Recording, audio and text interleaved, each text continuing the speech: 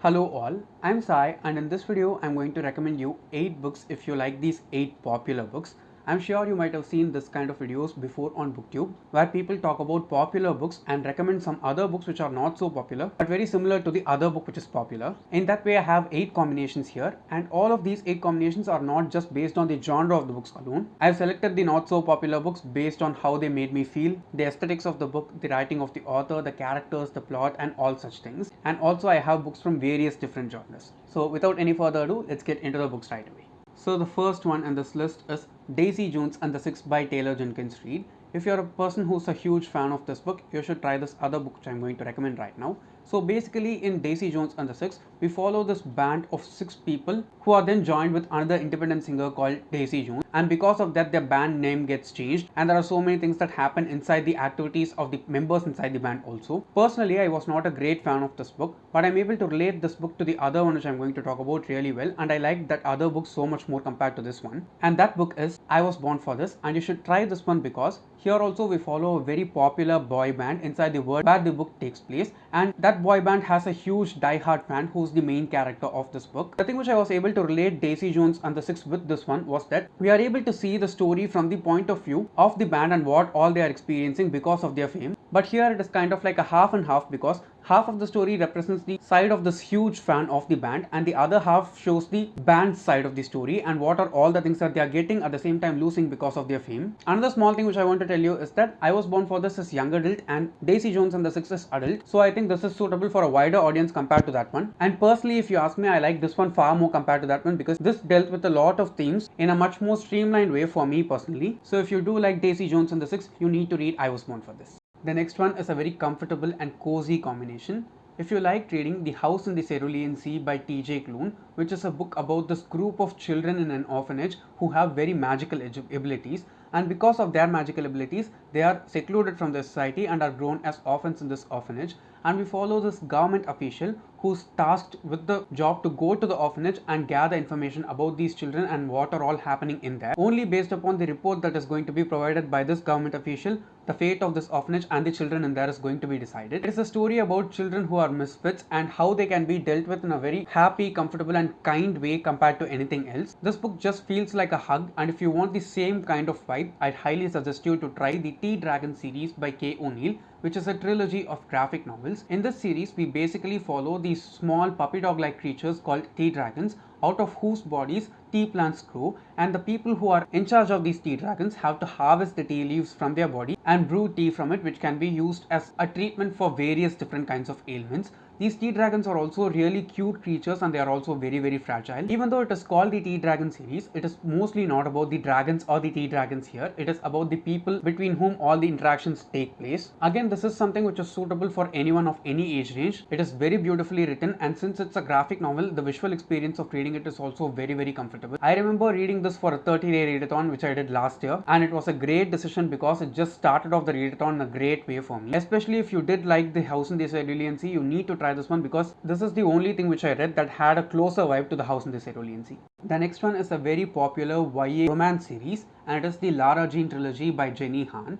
Here we basically follow our main character Lara Jean, who has written love letters for all the crushes she has had over the years, and what happens a few pages into the first book is that all these letters have been posted to the boys whom she has fallen in love with in the past, and she has to deal with the reactions of these boys after the letters are being delivered. The romance in this series is nice, but that is not my most favorite part about it. I should say that my most favorite part about this series is the aesthetics and the atmosphere in which the story is written by the author. At the same time, the writing of the author in this one is also really beautiful. She has that knack in order to just make you visualize the place where the story is taking place very easily, and it is also super vivid. So when I was thinking in that aspect, one book which just stood so much equal to the Lara Jean trilogy for me is I Love You So Mochi by Sarah Kuhn, in which we follow a main character, Kimmy, who has kind of a small argument with her mother because she is not interested to take the career that her mother wants her to take, and during that same time she gets this opportunity to go and meet her grandparents in Japan, and she just makes use of it. Kimmy is into fashion and her mother is into art, and Kimmy is not able to decide whether she wants to pursue her passion as a career or her mother's passion. Even though the plots of both of these series are very different from each other,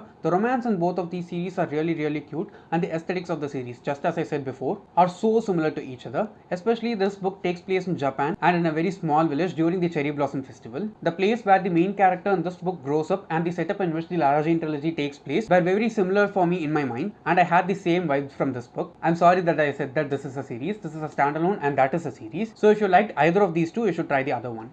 For the next combination, we have two very popular authors. Of these, the first book that I want to talk about is probably one of the most popular books by this author because it is kind of a latest release, and it is Malibu Rising by Taylor Jenkins Reid, where we follow a main character, Nina Riva, who has this tradition of throwing a huge party every year. And during this particular year, what happens is all her siblings are also coming to the same party, and there are so many guests who come to the party also. And this whole book takes place within a 24-hour time span. But within that time span itself, we are able to see the backstories of all the main characters here done in a really proper way by the author. It is not overdone. At the same time, it doesn't feel like we don't have information in order to know who these people are. They don't feel just like characters but like real people, and the writing of the author in this one is just very good, just as in any of her other books. We have some sibling dynamics that are working in here because the story just revolves around these four siblings, and the way in which the author has written each and every one of those four characters is really nice. So if you did like this one, I want to recommend you Anxious People by Fredrik Backman. Even though the book is not at all similar to Malibu Rising in any way when it comes to the plot, but when it comes to the characters, it is very similar to that one, because here also we follow a story which happens within a 24-hour time frame when a robber goes and robs a bank and takes the people inside an open house apartment as hostages, and what are the things that happen between this robber and the hostages inside the apartment. At the same time, what all comes out of the investigations that are done for these hostages after the situation is resolved is the entire plot of this book. Even though both of these books happen within a 24-hour time frame, the authors just introduce all of their signature marks inside the story, and both of them are really heartwarming to read. Just as in Malibu Rising, here also we deal with a lot of characters. At least in Malibu Rising we have just 4 main characters, but here it is around 11 to 12 characters, and the author just effortlessly gives the backstory of each and every one of the main characters here whom we focus on without making us feel bored, at the same time not giving unequal space to anyone in there. So if you did like reading any of these two books, you have to try the other one. The next combination is that of two adult contemporary romances, and personally for me, both of these books should be romance classics when I grow up old. And of these, the first one is P.S. I Love You by Cecelia Ahern, where we follow our two main characters, Holly and Jerry, who have been married, but because of a brain tumor, what happens in the beginning of the book is Jerry dies, and after a few days from Jerry's death, Holly receives this package of envelopes, and inside each and every envelope there is a thing that is written by Jerry for her for the rest of the year, so that she should do all those things that are written by him for her. If you've not read it, please just go forward and read it. I know you will love it for sure, because it is something that is totally out of the world. And a book which delivered me the same feeling as this book when I read it last year is Me Before You by Jojo Moyes, where we follow our two main characters, Will and Lou, and because of an accident, what happens is Will is completely paralyzed below his chest, and because of this he cannot walk. He's on a wheelchair, and because of some things that happen, Lou ends up being Will's caretaker, and there is this beautiful relationship that forms in between them. It is kind of a romance, at the same time a friendship. For me, the presence as well as absence of romance in this book is the thing which drove me to read it and made it very close to my heart. I know that there are adaptations for both of these books out there, but I have not watched both of them because I don't want to change the memory of the books in my mind after watching the movies. I certainly know that both of these are super popular and many people might have read both of them, but if you've read only one of these two books, you need to read the other one. The next one is an adult epic fantasy, and it is Game of Thrones by George R.R. Martin. I'm sure that you know about Game of Thrones because it is one of the best fantasy classics out there in the current times, and I should say that it also lives up to the hype when it comes to the books. I'm a fan of the books as well as the show, but I did not like the last season just like the rest of the world. And if you want me to summarize the plot of Game of Thrones, I'm sorry I cannot do it here because it is not possible for me to do in a few sentences. It has a lot of politics, intrigue, scheming, character development, great action, beautiful detailed and vivid world building, a soft magic system, a lot of other stuff. More than anything, my most favorite part when it comes to Game of Thrones is the character development as well as the world, because all of these characters are super well written. They just feel very human compared to any of the other series that I've read so far, and so is the other book which I'm going to recommend. So if you're also a Game of Thrones fan like me, you need to read Ponniyin Selvan by Kalki. Okay, I know that it is translated into English by various different authors, and my preferred translation would be that of Pavitra Srinivasan because I read the first 2 volumes of the translated version by her, and I should say that it was really well done. I know that Game of Thrones is a huge deal, but trust me, this one is far older compared to Game of Thrones. It's almost 40 years older than Game of Thrones, but it is much better compared to that one also. It is a complete series. There are only 5 books, and there are so many stipulations when it comes to Game of Thrones, and it might not be suitable for all kinds of readers. But trust me, Ponniyin Selvan is something which is for everyone. Starting from 8-year-old kids to people of any age range can read this and enjoy it completely because it is that well written by the author that it can be very simple to understand. At the same time, you can also get out a lot more stuff if you keep on reading the series. I read the entire series last year for the first time because of the release of the movie, and I made summary videos for each and every one of the 5 books. I'll try to link that playlist down in the description. You can check that out if you are interested. But if you have not read Ponniyin Selvan yet, you are missing out a lot. Just go forward and try it. The next combination is kind of a weird one because both of these books are very different from each other when it comes to the genre as well as the story as a whole.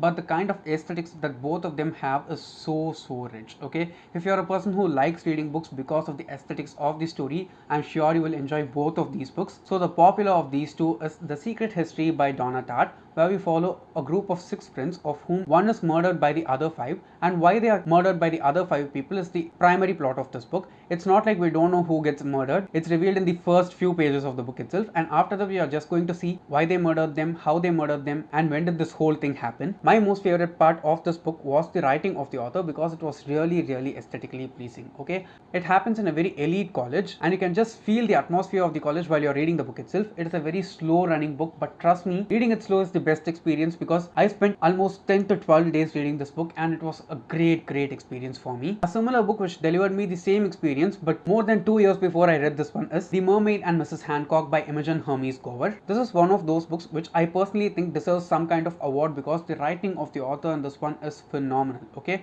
it is a historical fiction that happens in the early 1800s in England, and the way in which the author brings about that time period in front of our eyes through her writing is just excellent. I'll not say that the character work or anything about this book is that phenomenal in its tone, but the writing of the author just deserves all the praise that can be given. This is not a book which I talk about a lot in the channel because I have talked about it so many times 2 to 3 years back, but I think we have to get back there and make more people read this book because it deserves a lot more praise than it has currently. So if you did like reading The Secret History by Donna Tartt, you need to read The Mermaid and Mrs. Hancock by Imogen Hermes Gowar. For the last combination, I want something very light and fluffy, so we are going with 2 YA contemporary books, and of these, the first one is one of my all-time favorite books, and I have talked about this endlessly in the channel already over the past year, and it is Radio Silence by Alice Oseman. I have talked about Radio Silence so many times in the channel, so I'm going to not repeat myself over and over again because I know that people are getting fed up of me talking about this book incessantly. My favorite part about this book is the main character whom we see here, the atmosphere in which the book is written, and the writing of the author as a whole. This book is basically about understanding yourself and accepting who you truly are in various different levels.